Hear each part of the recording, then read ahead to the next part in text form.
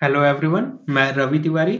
आशा करता हूं कि आप सब अपने लाइफ में फिट एंड फाइन होंगे और अपने लाइफ में अपने टारगेट्स, अपने गोल्स को अचीव करने के लिए रोजाना एक बेहतरीन इनपुट दे रहे होंगे।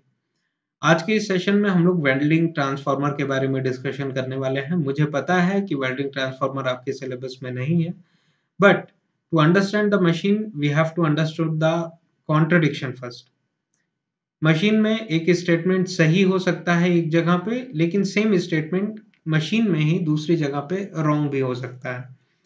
जैसे कि अगर मैं आपसे पूछूं कि एयर गैप मशीन में मिनिमम होना चाहिए या फिर मैक्सिमम होना चाहिए, कम से कम होना चाहिए या फिर ज्यादा से ज्यादा होना चाहिए, तो आप कहेंगे कि कम से कम होना चाहिए एयर गैप। सही है, एयर गैप मिनिमम होना चाहिए मशीन में।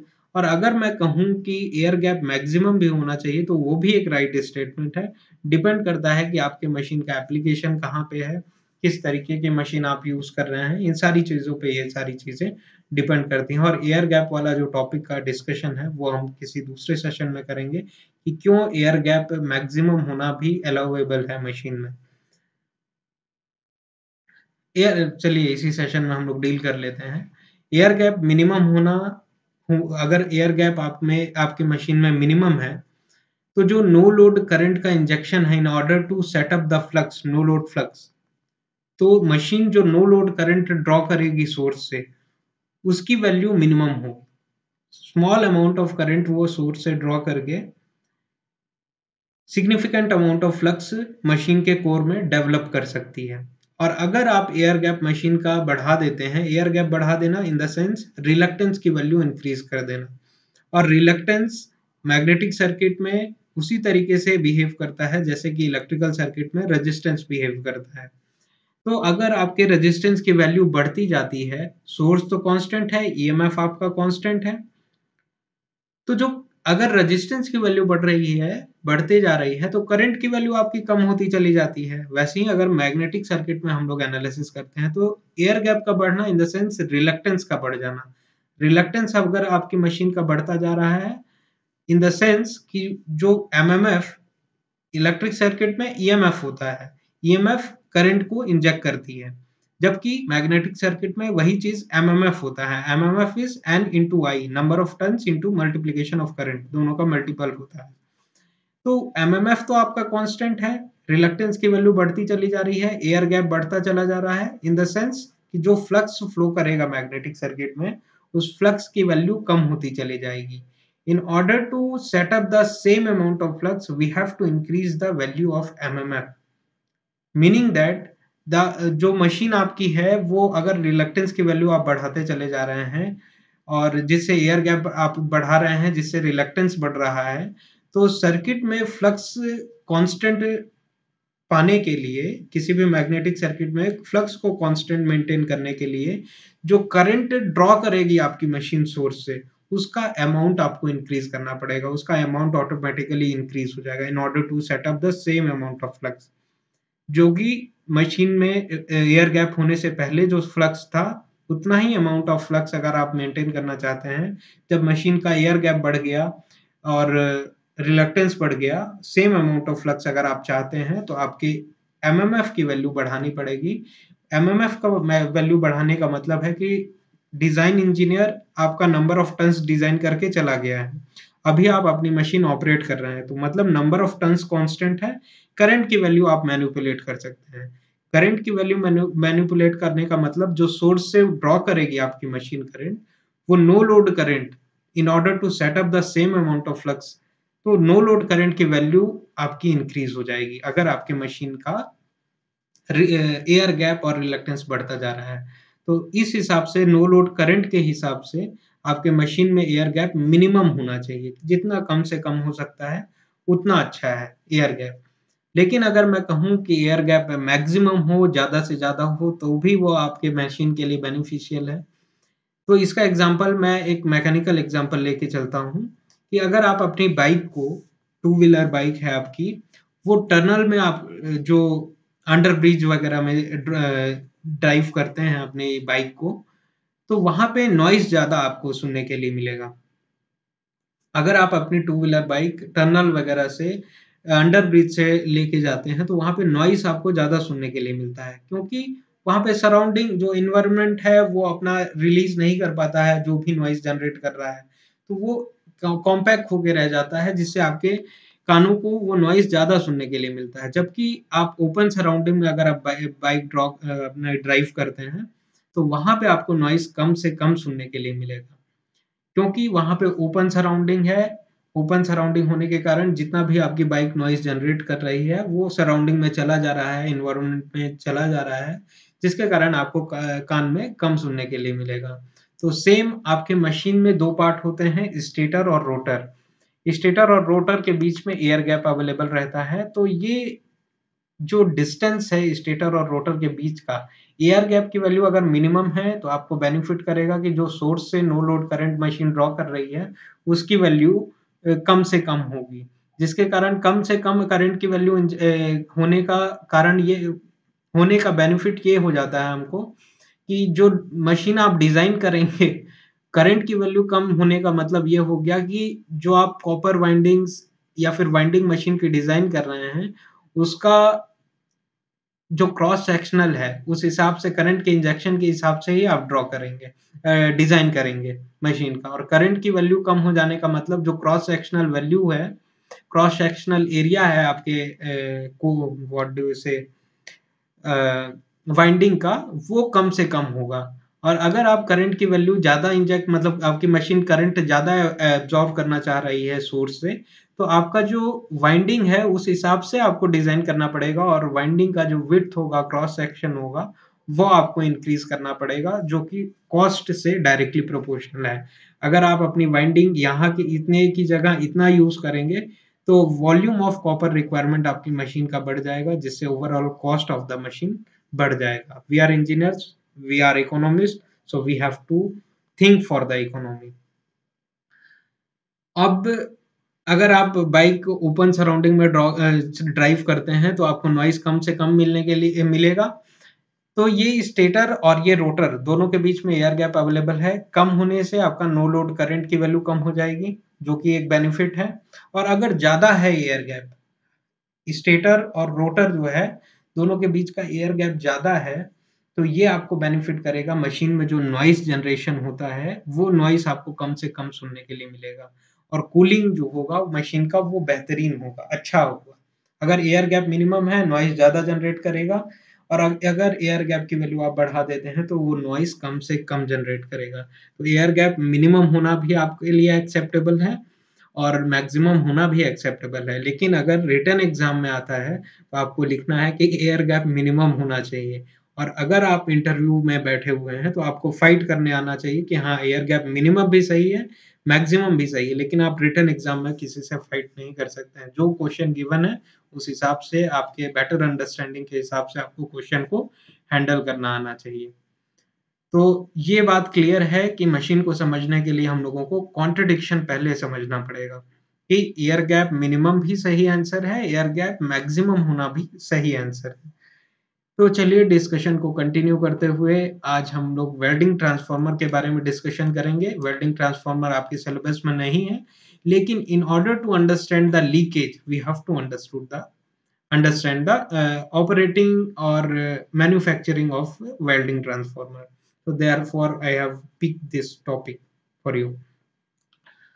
नॉर्मल अगर ट्रांसफार्मर के इक्विवेलेंट सर्किट की एनालिसिस हम लोग करें तो इस तरीके से होता है। ये नॉर्मल ट्रांसफार्मर का इक्विवेलेंट सर्किट है। अब इस सर्किट में प्राइमरी नंबर ऑफ टर्न्स ये हैं, सेकेंडरी नंबर ऑफ टर्न्स ये हैं, सेकेंडरी वाइंडिंग ये है, प्राइमरी वाइंडिंग ये है, और ये नो लोड ब्रांच का जो शंट ब्रांच एलिमेंट होते हैं R not and X not, वो शंट ब्रांच यहाँ पे रिप्रेजेंट किए हुए हैं। अब वोल्टेज इनपुट आप V1 यहाँ से दे रहे हैं मशीन में अपने ट्रांसफार्मर में, जो कि फ्लक्स इंड्यूस करके जिसके कारण EMF इंड्यूस होगा, तो यहाँ पे सेकेंडरी EMF E2 इंड्यूस होगा। अब ये जो सेकेंडरी EMF इंड्यूस्ड हो रहा है आपके ट्रांसफार्मर में, इसके सेकेंडरी में जो रेजिस्टेंस और इक्विवेलेंट रेजिस्टेंस और इक्विवेलेंट रिएक्टेंस अवेलेबल है Re2 एंड Xe2, ये Re2 एंड Xe2 है। प्राइमरी जो वाइंडिंग के रेजिस्टेंस और रिएक्टेंस की वैल्यू थी अब अगर कोई नॉर्मल आप वायर लेते हैं तो उसमें कुछ रेजिस्टेंस होगा, कुछ रिएक्टेंस की वैल्यू होगी। तो ये वाइंडिंग हम लोग जो डिजाइन करते थे प्राइमरी की, तो इक्विवेलेंट सर्किट में जो प्राइमरी रेफर टू सेकेंडरी वाला है कॉन्सेप्ट रहता था, तो वो ऑल ओवर द कंबाइन करके हम लोग Re2 Xe2 कह रहे हैं। अब Re2 और Xe2 की ये रिप्रेजेंटेशन है, और यहाँ पे जो आपका टर्मिनल वोल्टेज आपके ट्रांसफार्मर में अवेलेबल है उसको हम लोग V2 से रिप्रेजेंट कर रहे हैं। अब अगर आप यहाँ पे कोई लोड कनेक्ट करते हैं आपके सेकेंडरी ऑफ द ट्रांसफार्मर में से, तो यहाँ पे करंट फ्लो करना चालू कर देगी, जिस करंट को हम लोग I2 एंगल θ2 कहेंगे। θ2 आपके लोड पावर फैक्टर पे डिपेंड करेगा कि आपका लोड किस तरीके से कनेक्टेड है। तो अगर आपके करंट की वैल्यू 0 है, I2 करंट की वैल्यू 0 है, आप कोई भी लोड कनेक्ट करके नहीं रखे हुए हैं, तो ओपन सर्किट कंडीशन में V2 E2 के इक्वल होगा, क्योंकि करंट की वैल्यू अगर 0 है तो यहाँ पे कोई भी ड्रॉप अवेलेबल नहीं होंगे। तो ड्रॉप अवेलेबल नहीं होने का मतलब ये हो गया कि E2 V2 के बराबर होगा और वोल्टेज रेगुलेशन की वैल्यू 0% होगी। वोल्टेज रेगुलेशन यही तो है कि आपका जो टर्मिनल वोल्टेज है वो किस तरीके से वेरी कर रहा है नो लोड वोल्टेज के कंपैरिजन में। ये आपके no load voltage of the transformer है, अगर आप कोई भी लोड नहीं कनेक्ट किए हुए हैं, और ये आपका जो है टर्मिनल वोल्टेज है। और करंट के हिसाब से जैसे जैसे आप लोड कनेक्ट करते जाएंगे, करंट की वैल्यू बढ़ती चली जाएगी। करंट की वैल्यू बढ़ती चली जाएगी तो यहाँ पे जो ड्रॉप हो रहा था उसकी वैल्यू भी बढ़ती चली जाएगी, और ये जो वोल्टेज है ईएमएफ है, ये इस ड्रॉप और इसका सबमिशन है। अगर इसकी वैल्यू बढ़ती चली जाएगी तो आपका टर्मिनल वोल्टेज जो है वो रिड्यूस होता चला जाएगा, और यही है वोल्टेज रेगुलेशन। वोल्टेज रेगुलेशन में यही सारी चीजें हम लोग एनालाइज करते हैं। First of all let me tell you, transformer is very robust rugged machine, simplest machine, efficient machine. Efficiency transformer की कंपेयर करें हम लोग ऑल अदर मशीन से, तो सबसे ज्यादा ट्रांसफार्मर की ही एफिशिएंसी होती है। और क्या बोलते हैं, ट्रांसफार्मर की एफिशिएंट मशीन है, स्टैटिक मशीन है, कोई भी डायनेमिक पोर्शन नहीं होता है, कोई भी स्टेटर और रोटर का कॉन्सेप्ट नहीं है, रोटेशन नहीं होता है, डायनेमिक मोशन नहीं होता है। स्टैटिक कांस्टेंट मशीन है, जो कि बहुत सिंपल मशीन है, रोबस्ट मशीन है, स्ट्रॉन्ग मशीन है। तो इसका जो लीकेज की वैल्यू, अब कुछ मशीन्स में जो लीकेज का कॉन्सेप्ट है, लीकेज किसी भी मशीन में अगर आपसे कोई इंटरव्यूअर पूछे कि लीकेज की वैल्यू जो है, लीकेज रिएक्टेंस की वैल्यू वो लोएस्ट होनी चाहिए कि हाईएस्ट होनी चाहिए। अब लीकेज का कॉन्सेप्ट आपको, मैं आशा करता हूं कि आपको पता होगा कि leakage is a non lossy parameter. Leakage की वजह से कोई भी लॉस नहीं होता है मशीन में, लेकिन हाँ, जितने भी वोल्टेज रेगुलेशन और जितने भी परफॉर्मेंस इंडाइसेस हैं आपके मशीन्स के, वो लीकेज आपके परफॉर्मेंस को मशीन के बहुत सीवियरली अफेक्ट करता है, डायरेक्टली अफेक्ट करता है। लेकिन हाँ, एफिशिएंसी में इसका कोई भी रोल प्ले नहीं होता है, because leakage is not a lossy element. Leakage की वजह से किसी भी तरीके का आपके मशीन में लॉस नहीं होता है, तो एफिशिएंसी आपकी मेंटेन्ड रहती है। एफिशिएंसी को कोई भी अफेक्ट नहीं करता है लीकेज। जबकि रेजिस्टेंस की वैल्यू अगर हम लोग बढ़ा देते हैं तो आई स्क्वायर और लॉसेस बढ़ जाएंगे, कॉपर लॉसेस बढ़ जाएंगे। अगर लॉसेस बढ़ जा रहे हैं आपके मशीन में तो एफिशिएंसी आपके मशीन की रिड्यूस हो जाएगी। लेकिन लीकेज की वैल्यू बढ़ा या घटा देने से आपके एफिशिएंसी पे कोई भी फर्क नहीं पड़ेगा। लेकिन लीकेज एफिशिएंसी को छोड़ के जितने भी परफॉर्मेंस इंडाइसेस हैं आपके मशीन्स के, वोल्टेज रेगुलेशन, ये सारी चीजों में, टर्मिनल वोल्टेज वेरिएशन, इन सारी चीजों में लीकेज बहुत ही सिग्निफिकेंट रोल प्ले करता है। तो लीकेज की वैल्यू को मिनिमम होना चाहिए या फिर मैक्सिमम होना चाहिए, उस पे आधारित ये क्वेश्चन है। और इंटरव्यूअर अगर आपसे पूछे तो आपको किस तरीके से हैंडल करना है, इस सेशन में आपको पता चल जाएगा, बेहतरीन पता चलेगा। तो किसी भी मशीन में लीकेज इंटेंशनली किसी मशीन में रिड्यूस की जाती है, और किसी भी मशीन, किसी दूसरे मशीन में इंटेंशनली हम लोग हाई लीकेज प्रेफर करते हैं कि लीकेज की वैल्यू हाई होगी। अब लीकेज, आपका जो लीकेज फ्लक्स है, लीकेज की क्या बात कर रहा हूँ, लीकेज फ्लक्स है। लीकेज फ्लक्स के कारण लीकेज रिएक्टेंस अगर लीकेज आपके लीकेज फ्लक्स की वैल्यू बढ़ती चली जा रही है मशीन में, तो जो लीकेज फ्लक्स के कारण रिएक्टेंस जनरेट होगा, जिसको हम लोग बोलते हैं लीकेज रिएक्टेंस, उसकी भी वैल्यू हाई होती चली जाएगी। और इन मतलब लीकेज फ्लक्स से ही लीकेज रिएक्टेंस का कॉन्सेप्ट आता है। आपको पता होगा, ये सारी चीजें बेसिक कॉन्सेप्ट है। ट्रांसफार्मर का मैन्युफैक्चरिंग, ट्रांसफार्मर सिंपलेस्ट मशीन है, इसीलिए इसके प्रोटेक्शन से ज्यादा इंपॉर्टेंट इसका परफॉर्मेंस है, क्योंकि ये बहुत सिंपल मशीन है, robust rugged machine. Protection point of view से हमको इसके लिए ज्यादा सोचना नहीं पड़ता है। और कंपेयर करें हम लोग अगर ट्रांसफार्मर को अल्टरनेटर के कंपैरिजन में, ट्रांसफार्मर लेस कॉस्टली है कंपेयर टू अल्टरनेटर। अल्टरनेटर एक बिगेस्ट मशीन है, ह्यूज पावर हैंडलिंग कैपेसिटी की मशीन है। ट्रांसफार्मर में भी ह्यूज पावर हैंडलिंग कैपेसिटी होता है, कैपेबिलिटी होता है, लेकिन ट्रांसफार्मर अल्टरनेटर के कंपैरिजन में लेस कॉस्टली मशीन है। Alternator is the biggest machine और इसकी पावर हैंडलिंग कैपेबिलिटी हाई होती है और कॉस्टली भी होता है। तो अपने को कॉस्ट पॉइंट ऑफ व्यू से पहले सोचना पड़ेगा कि ट्रांसफार्मर में जो लीकेज हम लोग प्रोवाइड करते हैं। और एक बात और आपको पता होनी चाहिए कि ट्रांसफार्मर में, आइडियल ट्रांसफार्मर में अगर हम लोग बात करें, तो लीकेज बहुत कम से कम होता है, और आइडियल ट्रांसफार्मर की अगर हम लोग बात करते हैं तो लीकेज कंसीडर ही नहीं करते हैं, अगर हम लोग आइडियली बात करें। लेकिन ऐसा पॉसिबल नहीं है, सम अमाउंट ऑफ लीकेज अपने को कंसिडर करना पड़ता है। तो ट्रांसफार्मर के केस में लीकेज की वैल्यू हम लोग कम से कम रखते हैं, और क्योंकि इसमें एयर गैप अवेलेबल नहीं होता है ट्रांसफार्मर में, जिसके कारण लीकेज की वैल्यू बहुत कम होती है। जबकि ऑल अदर मशीन्स में जितने भी अल्टरनेटर्स हैं या फिर इंडक्शन मशीन्स हैं, इन सभी मशीन्स में स्टेटर और रोटर के बीच में एयर गैप अवेलेबल रहता है, जिसके कारण मशीन का जो लीकेज वैल्यू है, लीकेज रिएक्टेंस की वैल्यू है, वो हाई हो जाती है। और अल्टरनेटर के केस में इंटेंशनली हम लोग हाई लीकेज वैल्यू प्रेफर करते हैं, हाई लीकेज रिएक्टेंस की वैल्यू प्रेफर करते हैं। कारण क्या है आपको पता चलेगा अभी। ट्रांसफार्मर एक सिंपलेस्ट मशीन है, लेस कॉस्टली मशीन है कंपेयर टू अल्टरनेटर। इसके प्रोटेक्शन से ज्यादा इंपॉर्टेंट इसका परफॉर्मेंस है। लेकिन अल्टरनेटर एक बिगेस्ट मशीन है, ह्यूज पावर हैंडलिंग कैपेबिलिटी के मशीन्स हैं और हाई कॉस्टली मशीन्स हैं। तो इनका प्रोटेक्शन ज्यादा इंपॉर्टेंट है इनके परफॉर्मेंस से। इनके प्रोटेक्शन पे हम लोग ज्यादा फोकस करेंगे, इनके परफॉर्मेंस पे हम लोग कम फोकस करेंगे। अगर दोनों का कंपेयर करें परफॉर्मेंस और प्रोटेक्शन में, तो प्रोटेक्शन इनका ज्यादा इंपॉर्टेंट है अल्टरनेटर का। ट्रांसफार्मर का ज्यादा प्रोटेक्शन से इंपॉर्टेंट नहीं है, क्योंकि बहुत रोबस्ट मशीन है ट्रांसफार्मर। जबकि अल्टरनेटर एक कॉस्टली मशीन है, इसीलिए इसका प्रोटेक्शन ज्यादा इंपॉर्टेंट है। तो प्रोटेक्शन पॉइंट ऑफ व्यू से अगर हम लोग एनालाइज करें, तो ट्रांसफार्मर को अगर एनालाइज करें, और वेल्डिंग ट्रांसफार्मर में, वेल्डिंग ट्रांसफार्मर का कॉन्सेप्ट ये होता है कि अगर आपके घर में भी कोई वेल्डिंग का काम होता है, तो वेल्डर्स बुलाए जाते हैं और वेल्डर्स अपने साथ एक वेल्डिंग ट्रांसफार्मर लेके आते हैं।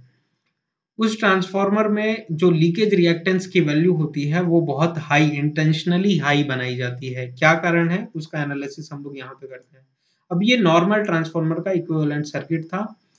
नॉर्मल ट्रांसफार्मर के इक्विवेलेंट सर्किट का जो सेकेंडरी वाला पार्ट था, प्राइमरी वाला छोड़ के अगर हम लोग सेकेंडरी पार्ट एनालाइज करें, तो ये सेकेंडरी पार्ट ये हो गया, जिसमें ये सेकेंडरी वाइंडिंग है, ये सेकेंडरी इंड्यूस्ड ईएमएफ है, रेजिस्टेंस है और ये रिएक्टेंस है। नॉर्मल ट्रांसफार्मर में जो रिएक्टेंस की वैल्यू होती है वो मिनिमम होती है। लेकिन अगर वेल्डिंग ट्रांसफार्मर की हम लोग बात करें, तो वेल्डिंग ट्रांसफार्मर्स में लीकेज रिएक्टेंस की वैल्यू इंटेंशनली हाई बनाई जाती है। क्या कारण है अभी आपको पता चल जाएगा। तो रेजिस्टेंस की वैल्यू तो सेम होती है। अगर हम लोग रेजिस्टेंस की वैल्यू इंक्रीज कर दें for the protection point of view, तो रेजिस्टेंस की वैल्यू इंक्रीज करने से आई स्क्वायर और लॉसेस बढ़ जाएंगे, मशीन आपकी लॉसी हो जाएगी। लेकिन रिएक्टेंस एक ऐसा पैरामीटर है जो कि लीकेज रिएक्टेंस, कि ये लॉसलेस एलिमेंट है, किसी भी तरीके के लॉसेस यहाँ पे नहीं होते हैं, इसीलिए ये एफिशिएंसी को कोई भी प्रभाव नहीं करता है। इसीलिए हम लोग प्रोटेक्शन पॉइंट ऑफ व्यू से वेल्डिंग ट्रांसफार्मर के लीकेज की वैल्यू, लीकेज रिएक्टेंस की वैल्यू इंटेंशनली हाई रखते हैं। अब अगर यहाँ पे किसी भी अब वेल्डिंग ट्रांसफार्मर वेल्डर से आपके घर में आता है, तो वेल्डिंग का प्रिंसिपल ही है कि वेल्डिंग करते समय जो दो इलेक्ट्रोड्स होते हैं उनके बीच का डिस्टेंस हम लोग मिनिमम डिस्टेंस लेके चलते हैं, some amount of distance maintain करना रहता है, और फिर हम लोग थर्ड एलिमेंट से ज्वाइन करके वेल्डिंग का जो भी प्रोसेस है वो करते हैं। अब लेमैन्स करते हैं वेल्डिंग, टेक्नीशियंस जो होते हैं, तो उनको इतनी कहाँ आइडिया है। वो ये जो 2 और 3 एमएम का गैप हम लोग मेंटेन करते हैं वो कोई गैप आपका मेंटेन नहीं करेंगे और शॉर्ट सर्किट कर देंगे आपके इलेक्ट्रोड्स को शॉर्ट सर्किट करके वेल्डिंग की प्रक्रिया करेंगे। तो शॉर्ट सर्किट होने के कारण, शॉर्ट सर्किट हो गया आपके दोनों इलेक्ट्रोड्स के बीच में। इस तरीके से अगर ट्रांसफार्मर में सेकेंडरी शॉर्ट सर्किट आप कर दे रहे हैं, दोनों इलेक्ट्रोड्स को जोड़ दे रहे हैं, मतलब शॉर्ट सर्किट कर देना, और फिर वो वेल्डिंग करने वाला जो भी एलिमेंट है उस तरीके से 2 mm का गैप आपको मेंटेन करना रहता है, लेकिन वो शॉर्ट सर्किट कर देंगे और फिर वेल्डिंग करेंगे, शॉर्ट सर्किट कर देंगे फिर वेल्डिंग करेंगे, शॉर्ट सर्किट कर देंगे फिर वेल्डिंग करेंगे। तो इस तरीके से अगर शॉर्ट सर्किट आपके ट्रांसफार्मर में हो जा रही है, तो ये जो करंट है, शॉर्ट सर्किट करंट है, स्टडी शॉर्ट सर्किट करंट जो कि मशीन में फ्लो होगी, वो बहुत डेंजरस हो जाएगी और ये बहुत हाई अमाउंट में फ्लो करेगी, जिसके कारण ये जो वाइंडिंग है उसको बर्न आउट कर देगी या फिर इस तरीके की प्रक्रिया कुछ हो सकती है। इसीलिए प्रोटेक्शन पॉइंट ऑफ व्यू से हम लोग इंटेंशनली इसके रिएक्टेंस की वैल्यू को हाई करते हैं, जिससे इसका पूरा इम्पीडेंस हाई हो जाता है। इस सर्किट का इम्पीडेंस हाई हो जाने से जो current, study short circuit current है, उसकी वैल्यू जो होगी वो मिनिमम से मिनिमम हो सकेगी, और लीकेज रिएक्टेंस इंक्रीज कर देने से स्टडी शॉर्ट सर्किट करंट की वैल्यू कम हो जाती है, जिसके कारण आपका जो मशीन है उसकी वाइंडिंग सेफली बिहेव करेगी, किसी भी तरीके का हजार्ड नहीं होगा आपको, और मशीन बर्न आउट होने से बच जाएगी। तुरंत इमीडिएटली बर्नआउट नहीं हो जाएगी, क्योंकि जो भी कंडक्टर्स होते हैं it will take some time to melt out, और मैग्नीट्यूड पे करंट के डिपेंड करते हैं। चलिए वो सब बातें देखेंगे हम लोग। तो ये E2 था, और ये अगर आप शॉर्ट सर्किट कर देते हैं दोनों इलेक्ट्रोड्स को, तो यहाँ पे जो करंट फ्लो करेगी शॉर्ट सर्किट करंट, उसकी मैग्नीट्यूड बहुत हाई होगा। इस मैग्नीट्यूड को लिमिटेड करने के लिए हम लोग इंटेंशनली इस रिएक्टेंस की वैल्यू को इंक्रीज कर देते हैं, लीकेज रिएक्टेंस की वैल्यू को, जिसके कारण ओवरऑल जो इम्पीडेंस है उसकी वैल्यू इंक्रीज हो जाती है। इम्पीडेंस की वैल्यू इंक्रीज हो जाएगी तो I is equal to V by Z, तो जेड की वैल्यू, इम्पीडेंस की वैल्यू इंक्रीज हो गई तो I की वैल्यू जो होगी वो कम से कम हो सकेगी, तो स्टडी सर्किट करंट को मेंटेन किया जा सकता है। अब आपके दिमाग में क्वेश्चन आ रहा होगा कि रिएक्टेंस की जगह हम लोग रेजिस्टेंस की वैल्यू क्यों नहीं इंक्रीज करते हैं। अगर वाइंडिंग रेजिस्टेंस की वैल्यू इंक्रीज कर दें तभी तो करंट को लिमिट किया जा सकता है, स्टडी शॉर्ट सर्किट करंट को। हाँ, किया जा सकता है, लेकिन वो लॉसी एलिमेंट है। रेजिस्टेंस एक लॉसी एलिमेंट है जो कि आई स्क्वायर आर लॉसेस प्रोड्यूस करेगा और आपके मशीन्स की एफिशिएंसी को रिड्यूस कर देगा। लॉसेस इंक्रीज हो जाएंगी, एफिशिएंसी रिड्यूस हो जाएगी, जबकि लीकेज रिएक्टेंस जो होता है वो लॉसलेस एलिमेंट होता है, इसके इंक्रीज या फिर डिक्रीज होने से एफिशिएंसी पे कोई भी प्रभाव इसका नहीं पड़ता है। तो वेल्डिंग ट्रांसफार्मर में हम लोग इंटेंशनली लीकेज वैल्यू को हाई रखते हैं, वही ट्रांसफार्मर में लीकेज की वैल्यू लीस्ट होती है। इसीलिए ट्रांसफार्मर में वोल्टेज जो रेगुलेशन होता है, इस लीकेज रिएक्टेंस लीस्ट होने के कारण एयर गैप लीस्ट है, एयर गैप लीस्ट ट्रांसफार्मर में होता है compare to all other machines. Resistance की वैल्यू अगर मैं कहूं तो पर यूनिट में रेजिस्टेंस की वैल्यू सारी मशीन्स में सेम होती है, रेजिस्टेंस की पर यूनिट वैल्यू, लेकिन रिएक्टेंस की वैल्यू हर मशीन्स में चेंज की जाती है, वेरी होती है।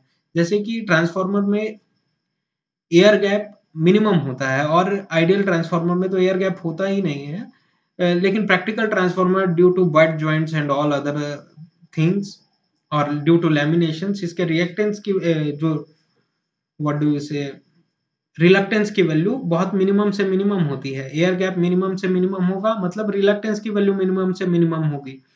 तो जो भी लीकेज फ्लक्स होंगे उसकी भी वैल्यू मिनिमम से मिनिमम होगी। लीकेज फ्लक्स के कारण जो रिएक्टेंस है वो भी मिनिमम होगा। रिएक्टेंस के मिनिमम होने के कारण जो इम्पीडेंस है यहाँ का इक्विवेलेंट इम्पीडेंस, उसकी वैल्यू लो होगी, और इम्पीडेंस की वैल्यू लो होने के कारण जो टर्मिनल वोल्टेज वेरिएशन होता है वोल्टेज रेगुलेशन के कारण, वो मिनिमम होगा। तो ट्रांसफार्मर में मिनिमम वोल्टेज रेगुलेशन होता है compare to all other machines. जबकि वेल्डिंग ट्रांसफार्मर में अगर हम लोग एनालाइज करें तो इसके इम्पीडेंस की वैल्यू बढ़ गई। इम्पीडेंस की वैल्यू बढ़ जाने का मतलब ये हो गया कि यहाँ पे जितनी भी करंट आप फ्लो कराएंगे उसमें यहाँ पे ड्रॉप आपका बढ़ता चला जाएगा। और ये जो वोल्टेज है सेकेंडरी इंड्यूस्ड ईएमएफ, ये इस ड्रॉप और इस टर्मिनल वोल्टेज का कॉम्बिनेशन है। अब यहाँ पे ये तो कांस्टेंट ही है, वो प्राइमरी पे डिपेंड करेगा। वो जितना इंड्यूस्ड हो रहा है सेकेंडरी का ईएमएफ, वो इन दोनों के कॉम्बिनेशन पे डिपेंड करेगा। और ये जो वोल्टेज ड्रॉप है ये अगर बढ़ा दें हम लोग, तो ये जो टर्मिनल वोल्टेज का जो वेरिएशन है वो रेड्यूस होता चला जाएगा। और ये अगर जैसे बढ़ता चला जा रहा है ड्रॉप, वोल्टेज ड्रॉप यहाँ का, तो ये टर्मिनल वोल्टेज वेरिएशन घटता चला जाएगा और वेरिएशन बढ़ता चला जाएगा। वोल्टेज जो है टर्मिनल वोल्टेज वो लो होता चला जाएगा। और लो वोल्टेज का क्या डिसएडवांटेज होता है वो तो आप जानते ही हैं। यही सारी चीजें हैं वोल्टेज रेगुलेशन। तो अगर हम लोग इसके वैल्यू को कम कर दें तो वोल्टेज रेगुलेशन आपका बेटर रहेगा, और टर्मिनल वोल्टेज का जो मैग्नीट्यूड है वो बेटर मेंटेन कांस्टेंट रखने की हम लोग कोशिश करते हैं भैया टर्मिनल वोल्टेज को। तो voltage regulation point of view से अगर हम लोग लीकेज को इंक्रीज करें तो आपका वोल्टेज रेगुलेशन मशीन में बढ़ जाएगा, जो कि एक डिसएडवांटेज है मशीन का।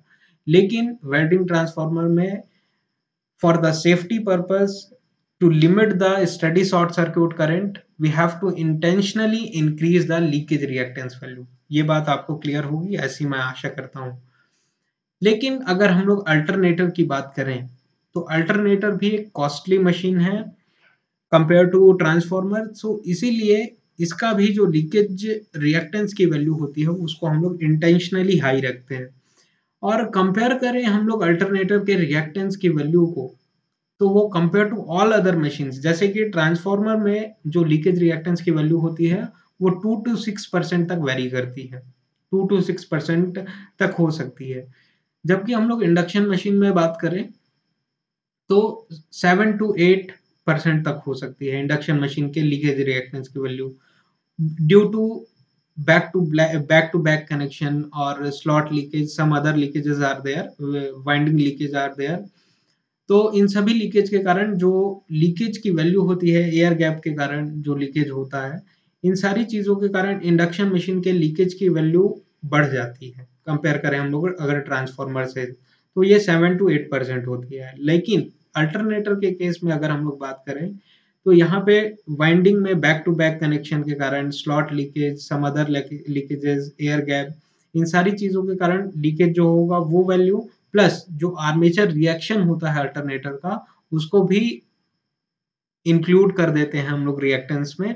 तो जिसको हम लोग कॉम्बिनेशन को बोलते हैं सिंक्रोनस रिएक्टेंस। सिंक्रोनस रिएक्टेंस जो है वो इन दोनों चीजों से मिलके बना, आर्मेचर रिएक्टेंस और ये लीकेजेस जितने भी हो रहे हैं उन दोनों के कॉम्बिनेशन से बनता है। तो ऑब्वियस सी बात है कि अल्टरनेटर में compare to all other machines leakage की वैल्यू हाई होती है, और हम लोग इंटेंशनली हाई रखने की कोशिश भी करते हैं अल्टरनेटर में रिएक्टेंस की value to safeguard our alternator because it is costly. तो ये सेकेंडरी इंड्यूस्ड ट्रांसफार्मर अल्टरनेटर का जो इंड्यूस्ड ईएमएफ था उसको हम लोग ईएफ से रिप्रेजेंट किए हुए हैं। सेम अगर अल्टरनेटर का इक्विवेलेंट सर्किट हम लोग एनालाइज करें तो ट्रांसफार्मर का जो सेकेंडरी पोर्शन होता है सेम वही पोर्शन होता है अल्टरनेटर में भी, कोई ऐसा नया चीज नहीं है अल्टरनेटर। ट्रांसफार्मर का सेकेंडरी एनालिसिस अल्टरनेटर का एनालिसिस हो गया। मतलब अगर ट्रांसफार्मर का आप सेकेंडरी का एनालिसिस करना जान गए तो अल्टरनेटर में ज्यादा आपको ट्रबल नहीं महसूस होगा। तो अल्टरनेटर में इंड्यूस होता है ईएमएफ जिसमें ये आर्मेचर रेजिस्टेंस होते हैं, और सिंक्रोनस रिएक्टेंस होते हैं। सिंक्रोनस रिएक्टेंस की वैल्यू इंटेंशनली हाई रखते हैं हम लोग, जिसके कारण अगर शॉर्ट सर्किट होता है, किसी भी तरीके के फॉल्ट होते हैं आपके अल्टरनेटर में, तो ये जो स्टडी शॉर्ट सर्किट करंट है उसकी वैल्यू को लिमिट किया जा सके, वो कम से कम हो सके, जिससे कोई हजार्ड आपके मशीन्स को ना हो, किसी भी तरीके का खतरा आपके मशीन्स को ना हो from the safety point of view. तो यही सारी चीजें इंपॉर्टेंट है, और मैं आशा करता हूँ कि आपको समझ में आ गया होगा कि लीकेज किस मशीन में कम रखनी होती है और इंटेंशनली हम लोग किस मशीन्स में लीकेज की वैल्यू, लीकेज रिएक्टेंस की वैल्यू हाई रखने की कोशिश करते हैं। समय 9 बज गए।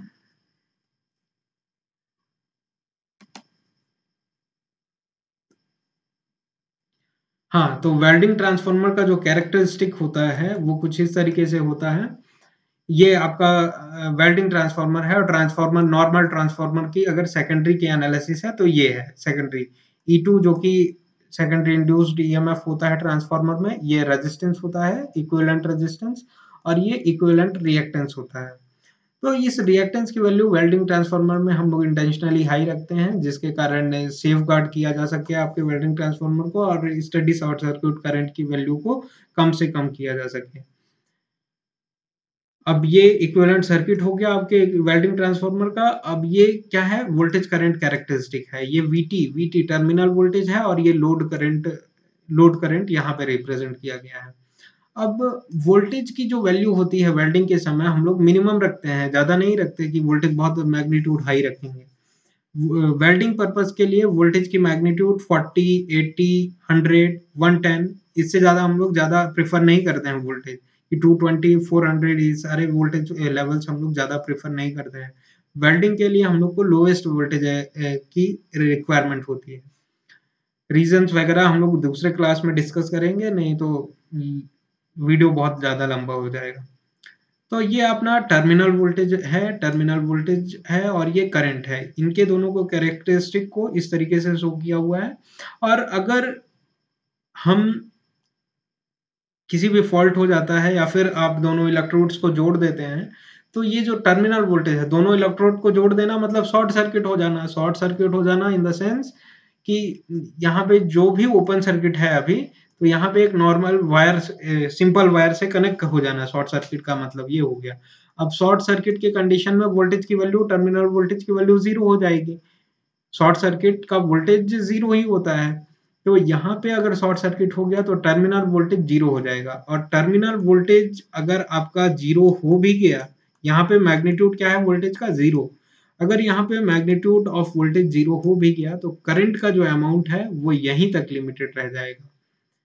जो स्टडी शॉर्ट सर्किट करंट का मैग्नीट्यूड था वो यहीं तक लिमिटेड हो जाएगा। अदरवाइज ये बियॉन्ड, इस लेवल के बियॉन्ड चला जाएगा, और उस करंट के कारण आपकी वाइंडिंग्स वगैरह बर्न आउट हो सकती है। तो इन सारी चीजों का सेफगार्ड हम लोग कर सकते हैं लीकेज रिएक्टेंस को इंक्रीज करके। Leakage reactance is a non lossy element.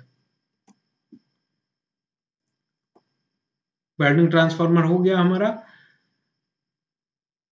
अब डिस्कस करते हैं कंस्ट्रक्शन पे। वेल्डिंग ट्रांसफार्मर के कंस्ट्रक्शन पे डिस्कस करते हैं।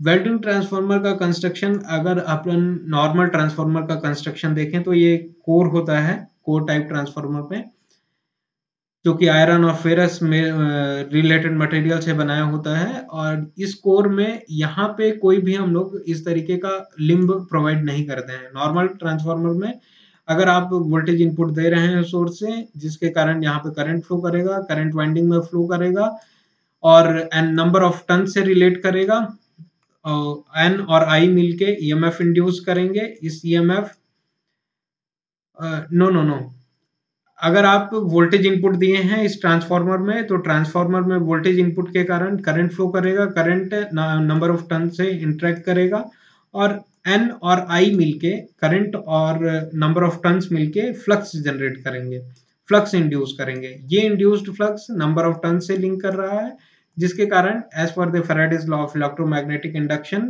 This is time varying flux. Time varying flux is linked with the number of conductors, so electromagnetic EMF is produced, EMF E1 will be produced।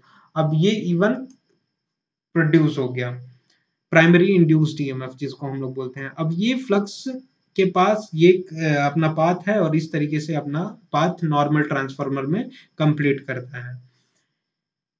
Welding transformer में क्या constructional difference हम लोग महसूस करते हैं? वेल्डिंग ट्रांसफार्मर में एक और लिम्ब हम लोग प्रोवाइड करते हैं। इस लिम्ब में यहाँ पे स्मॉल एयर गैप हम लोग मेंटेन करते हैं। वो इतना स्मॉल होता है कि इनके बीच में 4 से 5 A4 साइज के पेपर रखे जा सकते हैं। 4 से 5 मतलब बहुत छोटे साइज का होता है। स्केलिंग फैक्टर की वजह से, आपके बेटर अंडरस्टैंडिंग की वजह से यहाँ पे मैंने एयर गैप का जो डिस्टेंस है वो बढ़ा के शो किया हुआ है, लेकिन नॉर्मली 4 to 5 पेपर आप इंसर्ट कर सके, इतना ही एयर गैप में होता है वेल्डिंग ट्रांसफार्मर में या फिर किसी भी अदर मशीन्स में भी। एयर गैप की वैल्यू मिनिमम से मिनिमम हम लोग प्रेफर करते हैं। तो वेल्डिंग ट्रांसफार्मर की अगर एनालिसिस करें तो अगर 100 वोल्ट हम लोग इंजेक्ट किए तो स्केलिंग फैक्टर को मैटर नहीं करते हुए 100 वोल्ट इंजेक्ट किए, जिसके कारण 100 फ्लक्स लाइंस जनरेट हुए। 100 फ्लक्स लाइंस 100 वोल्ट का ईएमएफ जनरेट किए। अब ये 100 फ्लक्स लाइंस में से दो पाथ है इसके फ्लक्स के कंप्लीशन के लिए।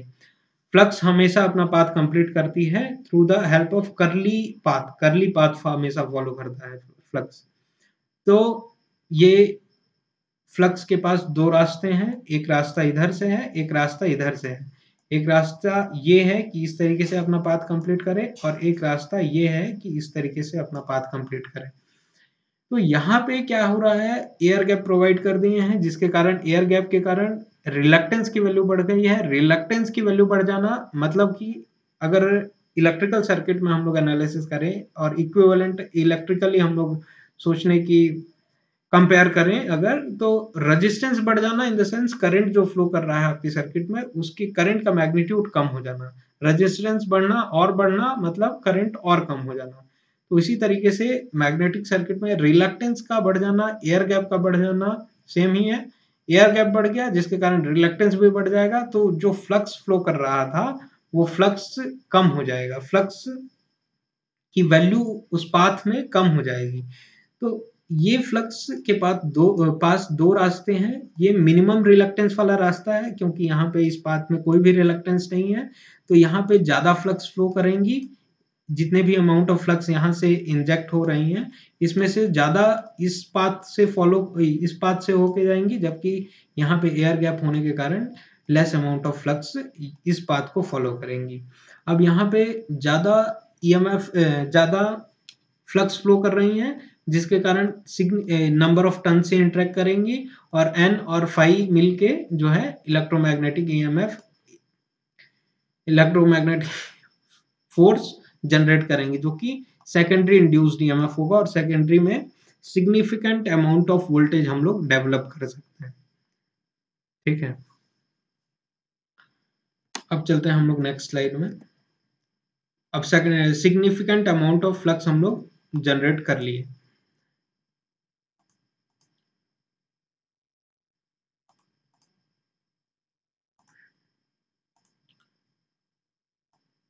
हाँ, सिग्निफिकेंट अमाउंट ऑफ फ्लक्स हमारे पास, significant amount of voltage secondary induced EMF हमारे जनरेट हो गया।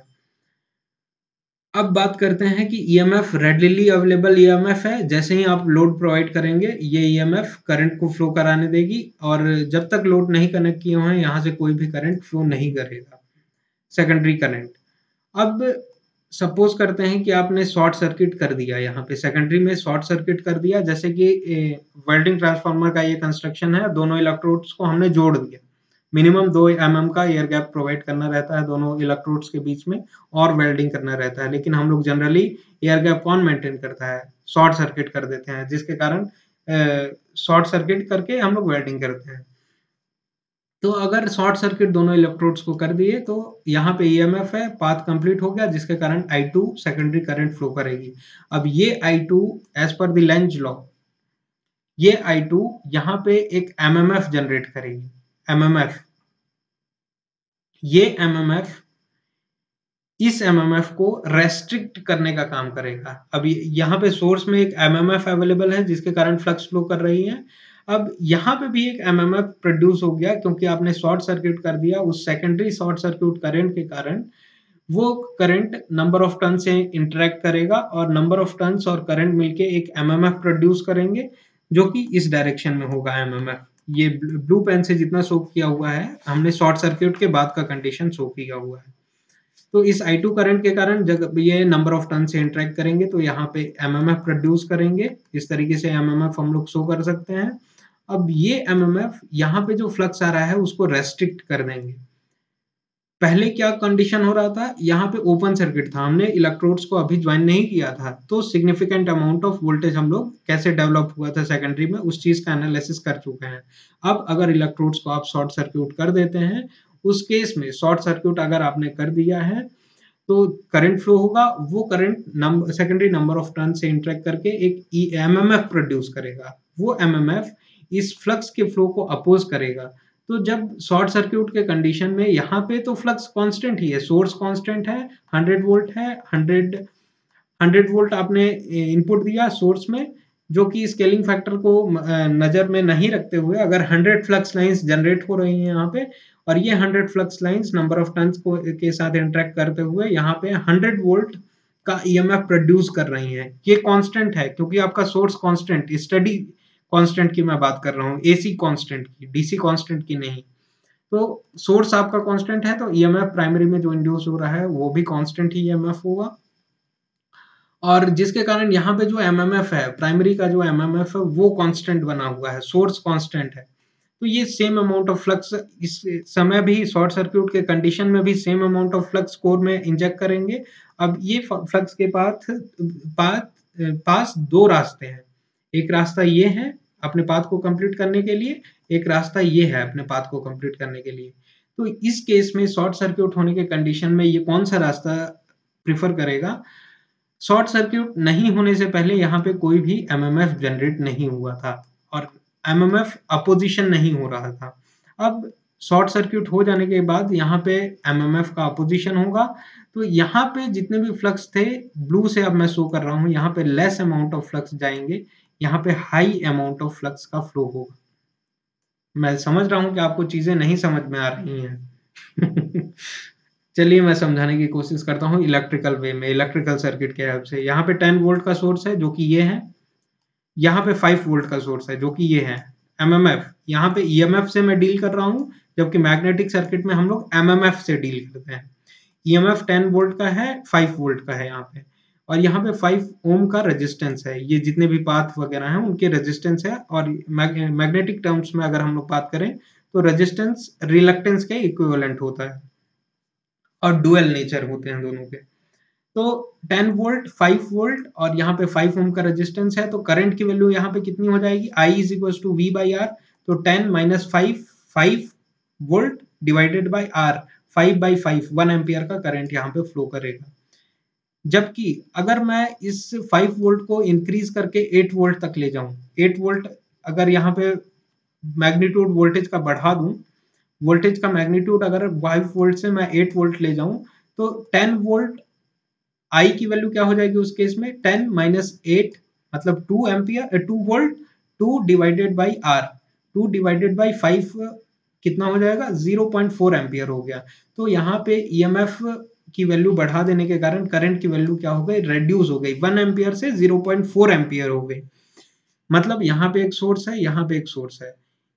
इस सोर्स की वैल्यू अगर मैं बढ़ा दूं, ये सोर्स कांस्टेंट बना हुआ है, इस सोर्स की वैल्यू अगर मैं बढ़ा देता हूं तो जो करंट का मैग्नीट्यूड कम हो जा रहा है, दोनों एक दूसरे को अपोज कर रहे हैं। ये बात मैं आपको बताना चाह रहा हूं।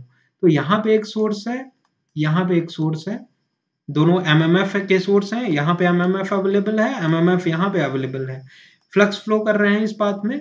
अब ये एमएमएफ पहले अवेलेबल नहीं था ओपन सर्किट कंडीशन में। जब हमने शॉर्ट सर्किट किया इलेक्ट्रोड्स को तो ये एमएमएफ पिक्चर में आया और ये एमएमएफ इस एमएमएफ को अपोज करेगा, जिसके कारण यहाँ पे जो फ्लक्स मैक्सिमम फ्लो हो रहे थे वो रेड्यूस होके मिनिमम हो जाएंगे, क्योंकि यहाँ पे एमएमएफ अपोजिशन में आ गया है, दोनों सोर्स एक दूसरे को अपोज कर रहे हैं, तो जो करंट का इंजेक्शन था वो कम हो जा रहा था। तो यहाँ पे दोनों एमएमएफ एक दूसरे को अपोज कर रहे हैं, तो फ्लक्स का जो इंजेक्शन है वो कम हो जाएगा। तो यहाँ पे कम फ्लक्स फ्लो करेंगे और यहाँ पे कांस्टेंट बना हुआ है फ्लक्स का सोर्स, कांस्टेंट फ्लक्स अभी भी आ रहे हैं, 100 फ्लक्स लाइंस आ रहे हैं। तो यहाँ पे अगर रिड्यूस हो गए तो वो किस पाथ से जाएंगे, इस पाथ को फॉलो करेंगे और इस तरीके से अपना पाथ कंप्लीट करेंगे। तो इस तरीके से हम लोग लीकेज की वैल्यू को बढ़ा सकते हैं। इस तरीके से हम लोग लीकेज की वैल्यू बढ़ा रहे हैं। मैं आशा करता हूँ कि आपको समझ में आ गया होगा कि लीकेज की वैल्यू यहाँ पे बढ़ जा रही है। नॉर्मल ट्रांसफार्मर में अगर हम लोग एनालिसिस करें तो नॉर्मल ट्रांसफार्मर में बीच वाला लिंब नहीं होता है, मिडिल लिंब नहीं होता है, primary limb, secondary limb, primary number of turns, secondary number of turns. और यहाँ पे जो फ्लक्स इंड्यूस्ड होते हैं, कुछ लीकेज फ्लक्स होते हैं, कुछ म्यूचुअल फ्लक्स होते हैं। म्यूचुअल फ्लक्स वो होते हैं जो कि प्राइमरी से इंड्यूस्ड फ्लक्स हैं, प्राइमरी के induced flux secondary number of turn से अगर लिंक करते हैं तो उनको म्यूचुअल फ्लक्स कहा जाता है। प्राइमरी के वो फ्लक्स जो सेकेंडरी नंबर ऑफ टर्न से लिंक नहीं कर पाते हैं उनको लीकेज फ्लक्स कहते हैं। जैसे कि मैं पहले ही बता दिया, मैग्नेटिक फ्लक्स लाइंस हमेशा कर्ली पाथ फॉलो करते हैं। तो यहाँ से जो फ्लक्स नॉर्मल ट्रांसफार्मर में जनरेट होते हैं वो अपना पाथ कुछ इस तरीके से फॉलो करते हैं, लेकिन सारे म्यूचुअल नहीं हो पाते हैं, सारे फ्लक्स अपना पाथ इस तरीके से फॉलो नहीं कर पाते हैं।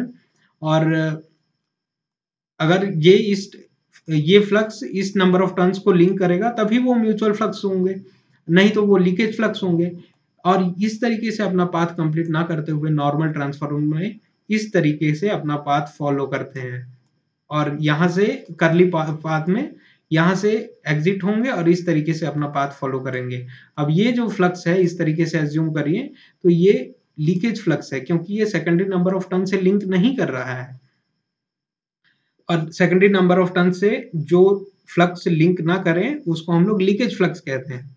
अब लीकेज की वैल्यू यहाँ पे रिलक्टेंस की वैल्यू नॉर्मल ट्रांसफार्मर में ज्यादा होती है, क्योंकि यहाँ पे देखिए एयर गैप बहुत ज्यादा अवेलेबल है, एयर गैप ज्यादा अवेलेबल है।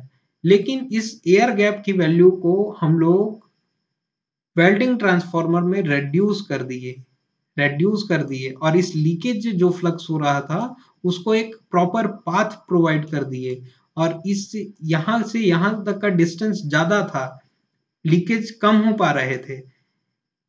तो यहाँ से यहाँ तक का डिस्टेंस हम लोग रिड्यूस कर दिए और मिनिमम एयर गैप मेंटेन किए हैं। यहाँ के कंपैरिजन में यहाँ का एयर गैप मिनिमम है, 2 से 3 mm का एयर गैप हम लोग प्रोवाइड किए हैं, जिसके कारण इस लीकेज फ्लक्स को अपना पाथ इस तरीके से कंप्लीट करने के लिए एक पाथ मिल गया, जिसके कारण इस लीकेज फ्लक्स को पाथ मिल जाने के कारण लीकेज रिएक्टेंस की वैल्यू बढ़ गई। लीकेज फ्लक्स बढ़ गया इन द सेंस कि लीकेज रिएक्टेंस की वैल्यू बढ़ गई। आशा करता हूँ कि आपको समझ में आ गया होगा। और at the end of the session मैं ये बताना चाहूँगा कि ये सेशन अगर आप मशीन पढ़ना चालू कर रहे हैं तो आपके लिए ये सेशन नहीं था। स्टार्टिंग ऑफ द सेशन में मैंने इसलिए नहीं बताया क्योंकि आप स्टार्टिंग में वीडियो छोड़ देते, लेकिन हाँ आपके लिए ज़रूरी था, एक ओवरव्यू आपको मिल गया। और अगर हम लोग मशीन्स का एनालिसिस इस तरीके से करें और वेल्डिंग ट्रांसफार्मर की ना ज़रूरत होते हुए भी मैंने इसको डील किया टू अंडरस्टैंड द लीकेज, और इस तरीके से हम लोग मशीन को लिंक करके पढ़ाई करें तो हम लोग बेटर परफॉर्म कर सकते हैं कॉम्पिटिटिव एग्जामिनेशंस में और किसी भी इंटरव्यू वगैरह में। क्योंकि अपने को पता होना चाहिए कि लीकेज क्या है और मशीन्स में दूसरे मशीन्स में कैसे बिहेव करता है लीकेज। अगर मैं आपको ट्रांसफार्मर पढ़ा दूं सेपरेटली, ट्रांसफार्मर कंप्लीट करके आपको पता चल जाएगा कि हाँ लीकेज की वैल्यू कम होती है, लीकेज की वैल्यू कम होती है। ट्रांसफार्मर पढ़ के आपको ये पता चलेगा। अगर मैं आपको लिंक ना करूं तो अनकनेक्टेड डॉट्स रह जाएंगे। आप ट्रांसफार्मर भी पढ़ लिए, अल्टरनेटर भी पढ़ लिए। अल्टरनेटर आप पढ़ेंगे तो आप कंफ्यूज हो जाएंगे कि ट्रांसफार्मर में तो हमने पढ़ा था कि लीकेज की वैल्यू लेस होती है, लेकिन अल्टरनेटर में तो आप कह रहे हैं कि लीकेज की वैल्यू हाई हम लोग प्रीफर करते हैं। तो इस तरीके के कंफ्यूजन हो जाएंगे। तो इसी सारी चीजों को अगर हम लोग एक पेपर में देख लेते हैं, एक जगह पे एनालाइज कर लेते हैं, तो इन सारे अनकनेक्टेड डॉट्स को हम लोग कनेक्ट कर सकते हैं और एक यूनिफाइड वे में इलेक्ट्रिकल इंजीनियरिंग को हैंडल कर सकते हैं। सो अगर हम लोग इस तरीके से पढ़ें तो मोर एफिशिएंट, ज़्यादा एफिशिएंसी हमारी होगी और प्रॉब्लम्स को हैंडल करने का और नई चीज़ों को एनालाइज करने की कैपेबिलिटी बढ़ेगी, हमारी इंजीनियरिंग पावर बढ़ेगी। That is what the thing. मैं आशा करता हूँ कि आज का ये सेशन आपको समझ में आया होगा, और अगर नहीं समझ में आया है तो आप कांटेक्ट कर सकते हैं, मैं डिस्क्रिप्शन में अपने डिटेल्स दे दूंगा, वहाँ पे आप अपने डाउट्स वगैरह पूछ सकते हैं। Thank you very much for the session. Very very all the best.